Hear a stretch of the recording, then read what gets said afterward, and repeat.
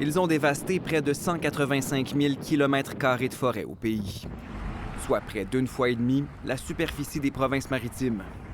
Les feux de forêt records sont l'événement météorologique le plus marquant de 2023, selon Environnement Canada.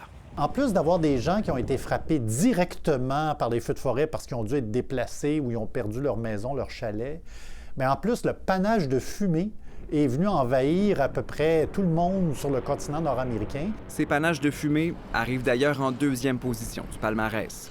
Vient ensuite l'été le plus chaud jamais enregistré.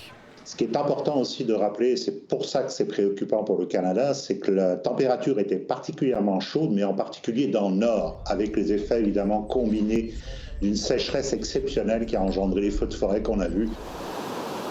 Le déluge de juillet en Nouvelle-Écosse, la tempête de verglas d'avril à Montréal et Ottawa, et les inondations de l'été au Québec font aussi partie de la liste.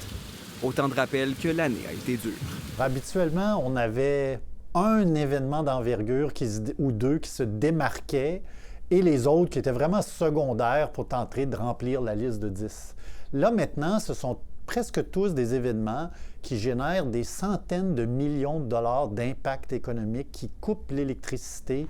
Et comme les événements météorologiques extrêmes vont se multiplier dans les prochaines années, souligne Alain Bourque, l'intervention humaine sera nécessaire pour éviter des palmarès de plus en plus catastrophiques.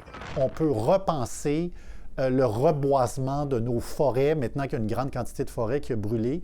On peut le faire correctement de façon à réduire le risque de feu, malgré le fait que les changements climatiques vont amener des pressions à ce qu'il y en ait plus. Mais la principale solution reste la même. Il faut réduire les émissions de gaz à effet de serre. L'année 2023, dit-il, nous en a démontré l'urgence. Ici Mathieu Papillon, Radio-Canada, Montréal.